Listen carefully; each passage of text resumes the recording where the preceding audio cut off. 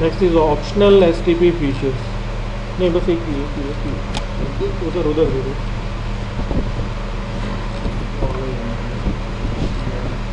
STP के साथ में क्या है ना, ये STP has been around for over 20 years, बहुत पुराना है, राइट।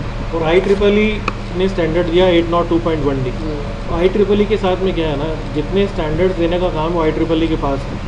तो इस वजह से क्या होता है कि एक बार स्टैंडर्ड देने के बाद उसका रिवाइज एडिशन आने में बहुत टाइम गैप होता है ना, बहुत टाइम लग जाता है। जैसे हमारे पास जो ओरिजिनल STP था ये मार्केट में आया, इसके बाद ये रिवाइज हुआ ही नहीं बहुत टाइम तक। तो इसमें कुछ प्रॉब्लम्स थी। जैसे STP में क्या था, हम कह रहे हैं कि कन्वर्जेंस टाइम बहुत ज़्यादा है।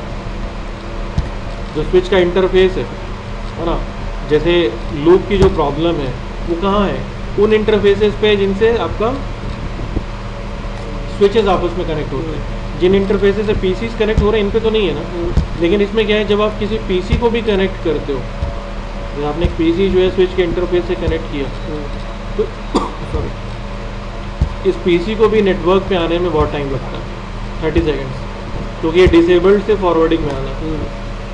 तो 30 सेकेंड्स से पहले नेटवर्क पे नहीं आता। उसकी प्रॉब्लम क्या है, जैसे मान लो कि हम कोई डोमेन एनवायरनमेंट में क्या होता है कि जब आप PC पे लॉगिन करना चाहते हो तो इस PC पे जो आप यूज़र नेम पासवर्ड सेंड करते हो वो नेटवर्क के थ्रू किसी सर्वर पे जाता है, वहाँ वेरीफाई होता है। तो PC आजकल क्या है, PCs फास्ट है, PC को बूट होने में, और जैसे आपने उसको ऑन किया तो ऑन होके उसको लॉगिन स्क्रीन तक पहुँचने में 10 से 15 सेकेंड भी नहीं लगते, राइट। तो यूज़र जो था उसको लॉगिन स्क्रीन मिल गई मान लेते हैं 10 सेकेंड्स में, उसने यूज़र नेम पासवर्ड एंटर किया और एंटर की प्रेस की, उसका लॉगिन नहीं होगा क्योंकि उसका इंटरफेस जो था स्विच का वो 30 सेकेंड्स में अप होगा, है ना। तो ये जो PC है 30 सेकेंड से पहले नेटवर्क पे कम्युनिकेट नहीं कर पाएगा, राइट। तो इस तरह की चीज़ें जो थी कि हम अगर चाहते हैं कि वो इंटरफेस जिनसे PCs कनेक्ट होते हैं वो इंटरफेस डायरेक्ट फॉरवर्डिंग स्टेट में आए, उनको लिसनिंग और लर्निंग में ले जाने की कोई ज़रूरत नहीं है। तो ये फीचर जो थी, ये feature original spanning tree protocol में नहीं था। और ये फीचर यहाँ भी आएगा जब यहाँ से यहाँ जाना होगा। हाँ सुना, मतलब जब ये डाउन हो गया और हम लोग ये वाला जो इंटरफेस है 2 स्विचेस के बीच, नहीं यहाँ नहीं, यहाँ तो वैसे ही रखेंगे, नहीं तो लूप की प्रॉब्लम आएगी, है ना। यहाँ तो नेसेसरी है। हम उन इंटरफेसेस की बात कर रहे हैं जिनसे आप PCs कनेक्ट कर रहे हो, उन इंटरफेसेस को डायरेक्टली आना चाहिए फॉरवर्डिंग स्टेट में। तो ये फीचर STP में नहीं थी, 802.1d में नहीं थी, है ना। और कई सिक्योरिटी से रिलेटेड चीज़ें थी वो यहाँ पे नहीं थी, है ना। तो सिस्को ने क्या किया, सिस्को ने मॉडिफाई किया, कुछ फीचर्स सिस्को ने ऐड कर दी STP में, है ना। जिसमें पहली फीचर जो थी वो है ईथर चैनल। ईथर चैनल का मतलब क्या है? ईथर चैनल का मतलब है कि हम कह रहे हैं कि जो स्विचेस हैं हमारे, जैसे ये हमारा जो था, है ना, यहाँ पे प्रॉब्लम कब आएगी, जब कोई चेंज होगा। जैसे अगर ये वर्किंग लिंक हमारा डाउन हो गया तो कन्वर्जेंस में 30 से 50 सेकेंड्स लग जाएंगे। लेकिन अगर हम ऐसा कुछ कर पाएँ कि कन्वर्जेंस की ज़रूरत ही ना पड़े, है ना, कन्वर्जेंस की ज़रूरत ही ना पड़े, तो ना तो नेटवर्क हमारा डाउन होगा और ना ही कन्वर्जेंस की ज़रूरत पड़ेगी। तो वो जो 30 से 50 सेकेंड्स का टाइम है ना, उसको हम अवॉइड कर पाएंगे ना, उसकी बचा पाएंगे वो टाइम। तो उसका सोल्यूशन क्या है? उसका सोल्यूशन है कि स्विचेस के बीच में हम एक की जगह अगर 2 लिंक्स रख लें, एक लिंक अगर डाउन भी हो जाता है तो दूसरा काम करता रहेगा, है ना। तो उस केस में क्या, कन्वर्जेंस की ज़रूरत नहीं पड़ेगी। लेकिन इसमें क्या, इसमें प्रॉब्लम है, स्विचेस के बीच में अगर आप एक से ज़्यादा लिंक रखो तो यहाँ पे क्या अगेन लूप क्रिएट हो जाता है। जैसे अगर हमने ये किया तो यहाँ पे इस टोपोलॉजी में कितने लूप है? तो थे पहले एक ऐसे और एक ऐसे। पहले एक लूप था, एक लूप था ये तीनों स्विचेस के बीच में। अब इसमें 2 लूप है, एक लूप इन दोनों स्विचेस के बीच में ये दिख रहा है यहाँ पे, और दूसरा स्विच इन तीनों स्विचेस के बीच में, दूसरा लूप जो है, राइट। तो स्विच STP क्योंकि काम कर रहा है ऑटोमेटिकली, तो ये जो 2 लिंक्स हैं ये दोनों को काम नहीं करने देगा। इनमें से ये किसी एक लिंक पे इंटरफेस डिसेबल कर देगा। तो आप मल्टीपल लिंक्स ऐड कराते जाओ लेकिन ये लिंक्स काम नहीं करेंगे। उनमें से कोई एक ही लिंक है जो काम करेगा। जैसे इसमें ये ऊपर वाला काम कर रहा है तो इसे पोर्ट नंबर स्मॉलर है, और नीचे वाला जो है इस पर ये ब्लॉकिंग में चला गया, है ना। तो सिर्फ इंटरफेसेस पे मल्टीपल लिंक्स, स्विचेस के बीच में मल्टीपल लिंक लेने से काम नहीं चलेगा।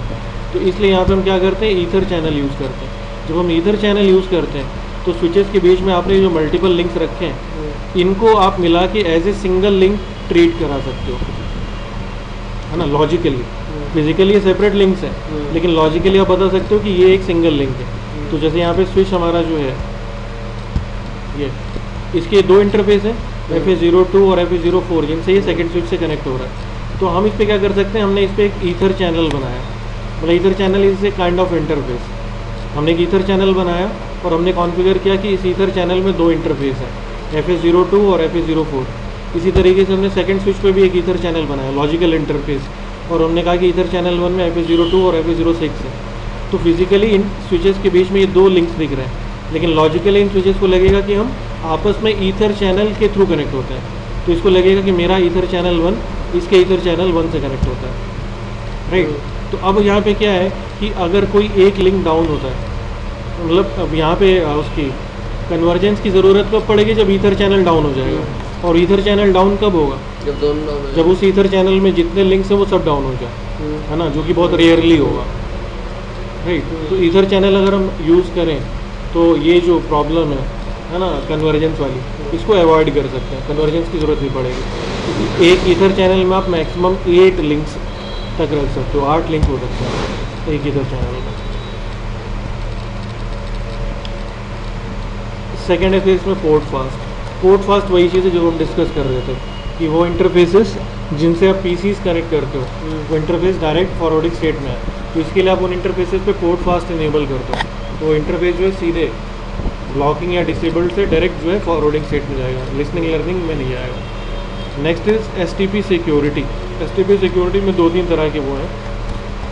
एक जैसे यहाँ पे BPDU गार्ड। BPDU गार्ड क्या चीज़ है? BPDU गार्ड का मतलब यहाँ पे ये है कि जैसे सपोज करो यहाँ पे इस इंटरफेस से आपने PC कनेक्ट किया, राइट। अभी क्या है कि ये 3 स्विचेस हैं, ये आपस में BPDU शेयर कर रहे हैं और एक स्विच रूट स्विच बना और इस तरह की चीज़ है। तो यहाँ पे क्या कर सकता है कोई यूज़र डेलिबरेटली या अननोइंगली इस PC से जो वायर कनेक्ट हो रही है उसको PC को हटा के ये यहाँ पे क्या कर सकता है, एक स्विच लगा सकता है ना। PC वाली वायर हटाई और स्विच से जोड़ दी, तब होगा क्या कि ये जो स्विच है ये भी आपस इसके साथ BPDU शेयर करना शुरू कर देगा, है ना। और फिर हम इस पर क्या कर सकते हैं, इसको मैनिपुलेट कर सकते हैं। इसकी प्रायोरिटी जैसे हमने कम कर दी, कम करके इसको हमने रूट बना लिया, तो जितना भी हमारी लाइन का ट्रैफिक होता है वो रूट स्विच के थ्रू ही मूव करता है। एक स्विच से अगर उसको दूसरे स्विच पे जाना है तो रूट से होके मूव करेगा, तो सारा ट्रैफिक इस स्विच पे आना शुरू होगा, है ना, जिसको वो कैप्चर करा सकता है टूल्स के थ्रू या किसी भी तरीके से, राइट। तो अगर आप चाहते हो कि वो इंटरफेसेस जिनसे PCs कनेक्ट होते हैं उनसे अगर कोई स्विच कनेक्ट करे तो ये स्विच जो है ये हमारे स्विच से BPDU शेयर ना कर पाए, तो आप क्या करो, उन इंटरफेसेस पे जिन पे आपने PCs कनेक्ट किए हैं आप एक तो उन पे पोर्ट फास्ट चलाओ ताकि इंटरफेस सीधा फॉरवर्डिंग स्टेट में है, और दूसरा आप उस पर BPDU गार्ड इनेबल कर दो। जब हम यहाँ पे BPDU गार्ड लगा देंगे, राइट, तो इसमें क्या होगा कि ये BPDU गार्ड लगाने का मतलब है कि स्विच को पता है कि इस इंटरफेस पे BPDU नहीं आना चाहिए, क्योंकि इससे PC कनेक्टेड है, PC तो BPDU भेजता नहीं है। तो अब अगर आपने ये वायर हटा के स्विच पे लगा दी तो ये स्विच अब जैसे यहाँ पे BPDU भेजेगा और इस स्विच को इस इंटरफेस पे BPDU मिलेगा जिस पे आपने BPDU गार्ड लगाया है, ये हमारा स्विच जो है इस इंटरफेस को डिसेबल कर देगा। तो तब तक डिसेबल रखेगा जब तक इसको इस इंटरफेस पे BPDU मिलते रहेगा। मतलब ये जो स्विच है ये हमारे स्विच से BPDU शेयर नहीं कर पाएगा अगर हम BPDU गार्ड यहाँ पे लगा लेते हैं। तो उससे फ़ायदा क्या, हम तो चाह रहे थे कि अगर वो हो जाए, हम नहीं चाहते ऐसा हो, क्यों अगर चालेंगे तो ज़्यादा तो वो रूट बन जाएगा बस, तो सारा ट्रैफिक भी तो उधर मूव कर रहा है। हाँ, तो पहले किसी और रूट पे करता था, अभी इस रूट पे करता है। लेकिन ऐसा हम क्यों करेंगे भाई, मैं अपनी लाइन का एडमिनिस्ट्रेटर हूँ, मुझे पता है कि मेरी लाइन पे ये 3 स्विचेस हैं और यही काम करने चाहिए, कोई चौथा स्विच हमारी लाइन पे नहीं होना चाहिए, राइट। क्योंकि कई सारी चीज़ें बदलेंगी ना भाई। अब अगर ये रूट बनेगा तो क्या होगा, इलेक्शन फिर से होगा, रूट पोर्ट बदलेंगे, है ना, डेजिग्नेटेड पोर्ट्स चेंज होंगे, इंटरफेसेस जो ब्लॉकिंग में वो फॉरवर्डिंग में जाएंगे, जो फॉरवर्डिंग में वो ब्लॉकिंग में जाएंगे, कुछ तो सब रुकेगा ना, कन्वर्जेंस दोबारा होगा। तो बीच में क्या होगा, फॉर ए टाइम बिंग आपका जो ट्रैफिक है वो रुक जाएगा, है ना। तो ये हम नहीं चाहेंगे कभी भी कि कोई यूज़र अननोइंगली जिसके पास कोई प्रिविलेज नहीं है वो स्विच कनेक्ट करे और अटैच हो जाए हमारे स्विचिंग नेटवर्क से, है ना। इसलिए हम BPDU गार्ड लगाएंगे। इसी तरीके से यहाँ पे फिर तीसरी सिक्योरिटी फीचर है रूट गार्ड। रूट गार्ड में हम क्या करते हैं जैसे मैंने पहले भी बोला कि स्पैनिंग ट्री प्रोटोकॉल ऑटोमेटिकली काम करता है, हम सिर्फ इसको फाइन ट्यूनिंग करते हैं। जैसे हम यहाँ पे कह रहे हैं कि जो रूट स्विच का इलेक्शन है वो ऑटोमेटिकली होता है ब्रिज आईडी की बेसिस पे, जिसमें हम प्रायोरिटी और मैक एड्रेस देखते हैं, और प्रायोरिटी बाय डिफॉल्ट सारे स्विचेस की सेम होती है, तो जो इलेक्शन होता है वो मैक एड्रेस की बेसिस पे होता है। तो अगर हमारी लाइन पे से 3, 4 या 8, 10 स्विचेस लगे हैं, राइट, और अगर हमने प्रायोरिटी मैनिपुलेट नहीं की, और तो जो स्विच रूट स्विच बनेगा, क्या उसके बारे में कोई चीज़ अज्यूम कर सकते हैं कि वो कैसा स्विच होगा जो रूट बनेगा? उसका मैक एड्रेस सबसे छोटा होगा, और वो कैसा स्विच होगा, मतलब अगर किसी स्विच का मैक एड्रेस सबसे छोटा है तो ये क्या इंडिकेट करता है? रूट स्विच ये इंडिकेट करता है कि वो स्विच सबसे पुराना है। अच्छा, है ना? मैक एड्रेस छोटा होने का मतलब क्या है कि वो पूरा डिवाइस पुराना है, राइट। तो हम किसी ऐसे डिवाइस को रूट स्विच क्यों बनाएंगे जो पुराना है? क्योंकि सारा ट्रैफिक, आपका रूट स्विच क्या है? सेंट्रल स्विच है, सारा ट्रैफिक जिस डायरेक्शन में मूव कर रहा है रूट स्विच की तरफ, तो रूट स्विच ऐसा होना चाहिए जिसका कॉन्फ़िगरेशन बाकी स्विचेस के कंपैरिजन में हायर साइड पे हो, है ना। तो इसलिए हम एसटीपी में क्या करते हैं? फाइन ट्यूनिंग करते हैं। मतलब ऐसा स्विच जिसका कॉन्फ़िगरेशन हायर है बाकी स्विचेस से, उसको अगर हम रूट बनाना चाहते हैं तो उसकी प्रायोरिटी की वैल्यू कम कर देंगे ताकि वो रूट बन जाए, राइट।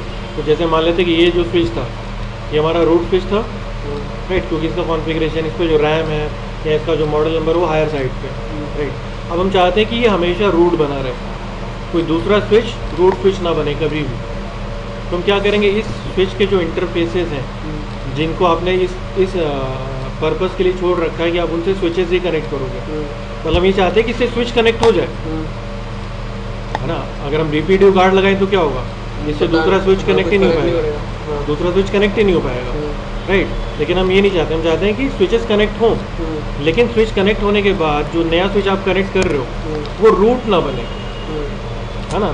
तो जो इंटरफेसेस जो आपने रखे हैं कि जिनसे आप स्विचेस कनेक्ट करोगे इस स्विच से, उन इंटरफेसेस पे आप रूट गार्ड इनेबल करो। जब आप रूट गार्ड इनेबल कर दोगे तो सपोज करो कि ये जो स्विच है जब ये BPDU भेजेगा तो ये BPDU रिसीव करेगा, राइट। अब इस BPDU में जो सेंडर ब्रिज आईडी आ रही है, अगर वो इसकी, क्योंकि ये रूट है, इसकी ब्रिज आईडी से अगर बड़ी है ना, तब तो ये एक्सेप्ट कर लेगा। लेकिन अगर छोटी है, छोटी होने का मतलब क्या है कि ये रूट बनेगा, राइट। तो अगर इसको सुपीरियर BPDU मिल रहा है, सुपीरियर BPDU का मतलब जिसमें रूट की जो आईडी है वो कम है, तो ये इस इंटरफेस को डिसेबल कर देगा, हाँ, मतलब इसको रूट नहीं बनने देगा, और तब तक इसको डिसेबल रखिएगा जब तक इसको वो सुपीरियर BPDUs मिलते रहेंगे, है ना। तो ये रूट गार्ड भी हम लगा सकते हैं इस पर, तो ये भी ऑप्शनल STP फीचर है। नेक्स्ट है फिर हमारा रैपिड स्पैनिंग ट्री प्रोटोकॉल, जिसका वर्जन है 802.1W, और इसमें वही चीज़ है जो प्रॉब्लम थी हमारे पास ओरिजिनल 802.1D में। तो सबसे बड़ी प्रॉब्लम थी कन्वर्जेंस टाइम 30 से 50 सेकेंड्स का, तो उसी का इम्प्रूवमेंट है यहाँ पे। बहुत सारी चीज़ें जो दोनों में कॉमन है, रूट स्विच का इलेक्शन सेम पैरामीटर्स है, वैसे ही होता है जैसे वहाँ होता था, रूट पोर्ट का सिलेक्शन भी वैसे ही होता है, डेजिग्नेटेड पोर्ट का सिलेक्शन भी ऐसे ही होता है। इंटरफेसेस जो है वो फाइनली या तो फॉरवर्डिंग में जाते हैं या ब्लॉकिंग में, लेकिन यहाँ पे हम ब्लॉकिंग स्टेट को डिस्कार्डिंग स्टेट कहते हैं, राइट। अब इसमें कन्वर्जेंस टाइम जो वो कम कैसे हुआ? कन्वर्जेंस टाइम कम करने में उन्होंने एक तो किया ये कि जो टाइमर था आपका मैक्स एज टाइमर 20 सेकंड्स का, उसको इन्होंने घटा के सिर्फ 6 सेकंड का कर दिया, मतलब स्विच रिएक्ट करने में वेट करेगा, हाँ सिर्फ 6 सेकंड, तो 40 सेकंड्स का इम्प्रूवमेंट आपको सीधा वहाँ से मिला। दूसरा इन्होंने क्या किया कि यहाँ पे जो लिसनिंग और लर्निंग स्टेट थी 15 सेकंड्स की, वो इन्होंने रिमूव कर दी, है ना। Listening and learning traditional STP का इसमें ये है।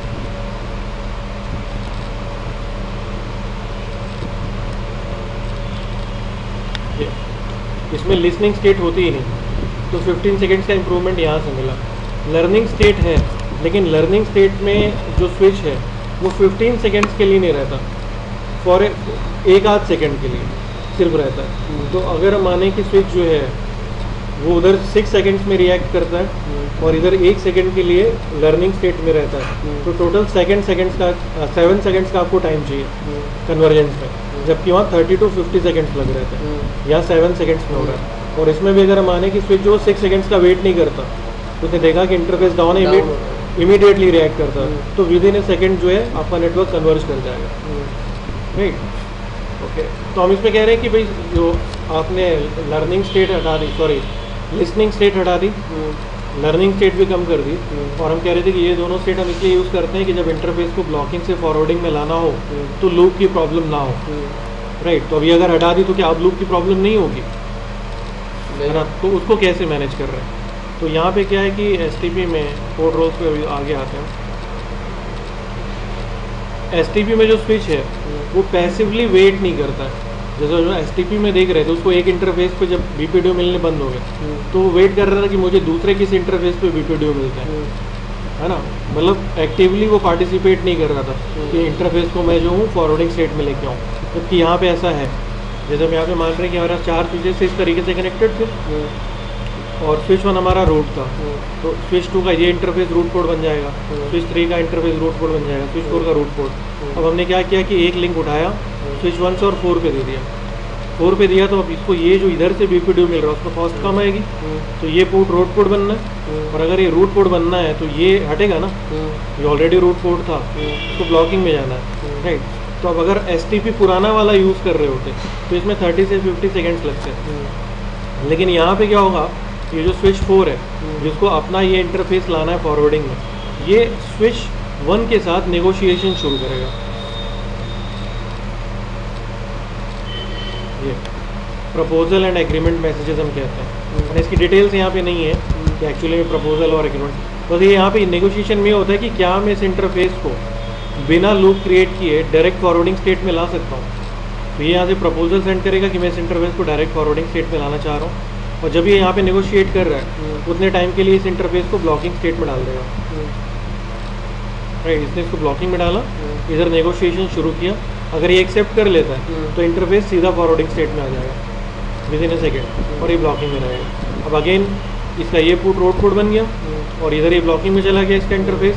अब ये इधर से बीपीडीओ सेंड करेगा स्विच 3 को, तो स्विच 3 को एक बीपीडीओ ऊपर से मिल रहा है, दूसरा नीचे से जो मिल रहा है मान लें तो उस पर कॉस्ट बेटर थी, तो अब ये क्या करेगा, इस पर नेगोशिएशन शुरू करेगा और इसको ब्लॉकिंग में डालेगा, राइट, और इसको ले आएगा फॉरवर्डिंग। मतलब स्विचेस आपस में नेगोशिएशन के थ्रू जो है इंटरफेसेस को डायरेक्ट फॉरवर्डिंग स्टेट में जल्दी से जल्दी ला सकते हैं, राइट। प्लस इसमें एक दो चीज़ें और हैं नहीं, एक तो पहले यहाँ पे स्टेट्स की बात है, वहाँ पे ब्लॉकिंग स्टेट थी, यहाँ पे हम ब्लॉकिंग स्टेट को डिस्कार्डिंग स्टेट देते हैं। लिसनिंग थी, लिसनिंग नहीं है, डिस्कार्डिंग है। लर्निंग को लर्निंग कह रहे हैं, फॉरवर्डिंग को फॉरवर्डिंग कह रहे हैं, डिसेबल्ड को भी हम डिस्कार्डिंग स्टेट ही कहते हैं। यहाँ पे 3 ही स्टेट्स हैं, डिस्कार्डिंग, लर्निंग और फॉरवर्डिंग। प्लस यहाँ पे 2 नए पोर्ट रोल्स आ गए। पहले यहाँ पे क्या था कि जैसे माने कि स्विच, ये जो हमारा स्विच 1 था ये रूट था, और GI01 पे कॉस्ट कम थी तो ये रूट पोर्ट बन गया, राइट। लेकिन ये जो पोर्ट था ये तो कुछ नहीं बना ना, तो यहाँ पे हम क्या करते हैं, जो हमारा स्विच है स्विच 3, इसको इस इंटरफेस पे भी मिल रहा है बीपीडीओ, और इस पे भी। यहाँ जो मिल रहा है वो सुपीरियर है क्योंकि उसमें कॉस्ट कम है, और यहाँ जो मिल रहा है वो इन्फीरियर है क्योंकि उसमें कॉस्ट ज़्यादा है। तो इसमें क्या होता है, RSTP में ये इसको तो रूट पोर्ट बना लेगा और इसको बना लेगा ऑल्टरनेट पोर्ट, अगर वो डाउन हो जाए तो। हाँ, तो उसको पता है कि ये मेरा पोर्ट है जिसको मैं डायरेक्टली रूट पोर्ट बना सकता हूँ। मतलब ऑल्टरनेट पोर्ट का मतलब है बैकअप रूट पोर्ट। इसी तरीके से यहाँ पे जब स्विच 2 था इससे हब कनेक्टेड है ना, तो इसका एक इंटरफेस डेजिग्नेटेड पोर्ट बन जाता था जिसका पोर्ट नंबर छोटा होता था, ये डेजिग्नेटेड पोर्ट बन गया और ये कुछ नहीं बनता था, ब्लॉकिंग चला जाता था। तो यहाँ पे ब्लॉकिंग में तो ये रहेगा, लेकिन ये इसको बना लेता है बैकअप पोर्ट, मतलब इनकेस अगर ये ऊपर वाला डाउन होता है तो ये वाला जो है ये डेजिग्नेटेड पोर्ट बन जाएगा। तो रूट पोर्ट का जो बैकअप होगा वो ऑल्टरनेट पोर्ट कहलाएगा, और जो डेजिग्नेटेड पोर्ट का बैकअप होगा वो बैकअप पोर्ट कहलाएगा। तो यहाँ पे ये 2 नए रोल्स आ गए। वहाँ पे क्या क्या रोल्स थे हमारे पास, रूट पोर्ट और डेजिग्नेटेड पोर्ट। यहाँ पे root port, designated port, alternate port और बैकअप पोर्ट। तो ऑल्टरनेट पोर्ट ही तो बैकअप पोर्ट हुआ। ऑल्टरनेट पोर्ट ये है रूट पोर्ट का बैकअप, और बैकअप पोर्ट ये है डेजिग्नेटेड पोर्ट का बैकअप।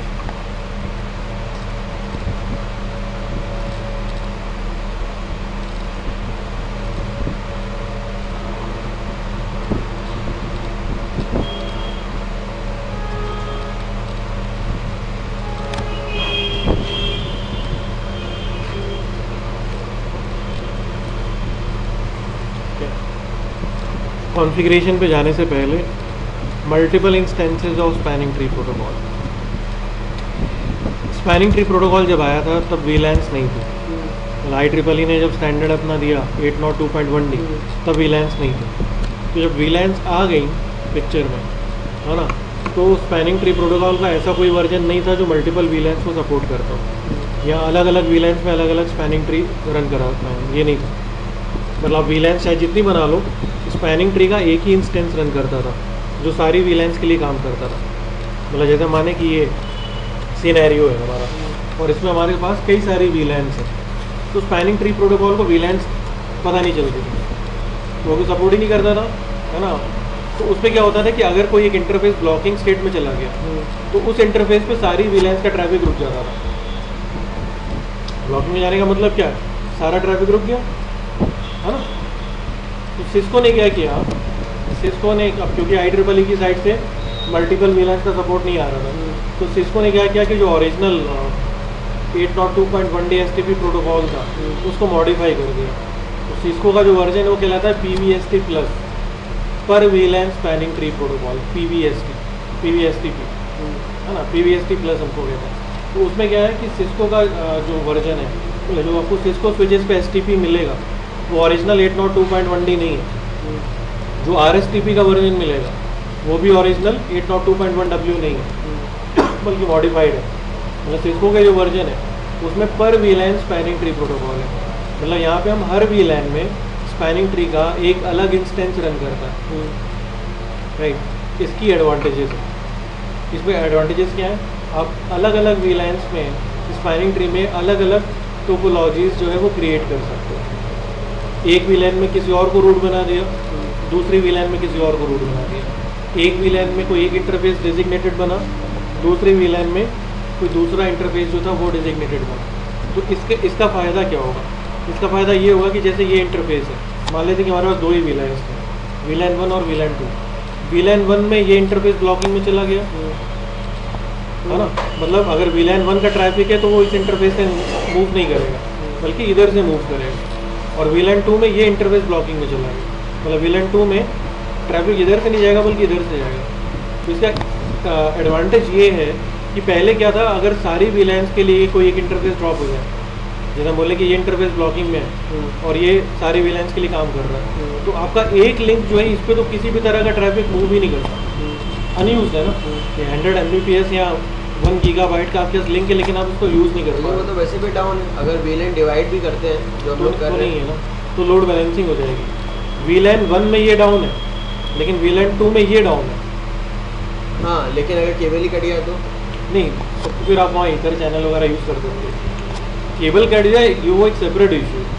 हम यहाँ पे कह रहे हैं कि एक लिंक जो है वो एग्जिस्टिंग है, लेकिन हम उस पर कोई ट्रैफिक भेज नहीं पा रहे। लेकिन जब हम अलग अलग वीलैंस पे अलग अलग इंस्टेंसेस यूज़ करेंगे तो उस केस में हम लोड बैलेंसिंग करा सकते हैं।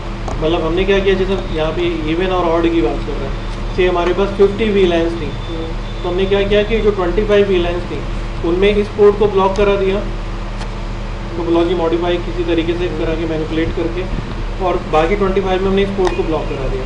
तो 25 वीलैंस का ट्रैफिक इस पर मूव करेगा और 25 का इस पर मूव करेगा। मतलब हमारे दोनों इंटरफेसेस जो हैं वो काम करेंगे, है ना। हम दोनों को यूज़ करता है। तो सिस्को का जो वर्जन है, तो मतलब टाइप्स ऑफ STPs मतलब तरीके के चला सकते हो, और इंस्टेंसेस का ही मतलब हो गया।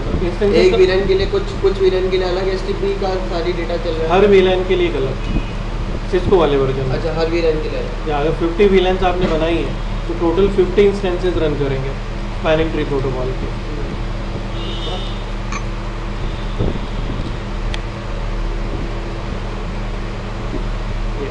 तो उससे अगर एक वीलैन, जैसे मान लीजिए लेफ्ट वाले पर हम लोगों ने दे रखा है कि वीलैन 1 का इससे, वीलैन 2 या 1 का इससे जाएगा, और वो लिंक डाउन हो गया, तो वीलैन पे 1 और 2 का कहाँ से जाएगा, तो इधर से।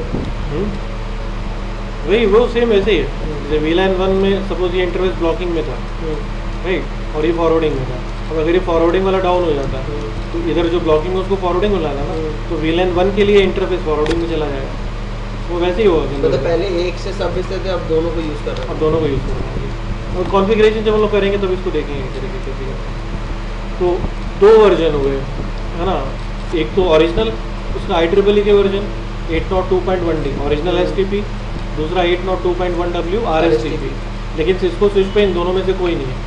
सिस्को स्विच पे STP की जगह है PVST प्लस पर वीलैन स्पैनिंग ट्री प्रोटोकॉल, और RSTP की जगह है PVRST पर वीलैन रैपिड स्पैनिंग ट्री प्रोटोकॉल। और दोनों में क्या है, हर वीलैन में एक अलग स्पैनिंग ट्री प्रोटोकॉल या हर वीलैन में एक अलग rapid spanning tree protocol. Finally IEEE ने रिवाइज किया है ना। IEEE में STP मल्टीपल वीलैन सपोर्ट नहीं करता था, RSTP भी सपोर्ट नहीं करता था, तो इन्होंने फाइनली अपना एक वर्जन दिया जिसको हम कहते हैं MIST, multiple instances of spanning tree, और ये है 802.1S है ना। एक है D, एक है W, और ये फाइनली S था।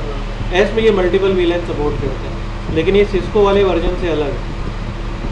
ये वो है जो आप अभी कह रहे थे कि जैसे हमारे पास 50 वीलैन्स हैं, तो हमने स्पैनिंग ट्री प्रोटोकॉल के 2 इंस्टेंसेस रन कराए, 25 वीलैन को एक इंस्टेंस से एसोसिएट करा दिया और बाकी 25 को दूसरे इंस्टेंस से एसोसिएट करा दिया। मतलब यहाँ पे आप अपने हिसाब से जितने इंस्टेंसेस रन कराना चाहो उतने कर सकते हो। सिस्को की तरह वैसा नहीं है कि आप जितनी वीलैन्स हैं उतने इंस्टेंस रन कराएंगे, है ना। आप एक ही इंस्टेंस से मल्टीपल वीलैन्स को अटैच करा सकते हो। तो यही 3 आपको मिलेंगे वर्जन STP के सिस्को स्विचेस पे, PVST प्लस, PVRST और MIST।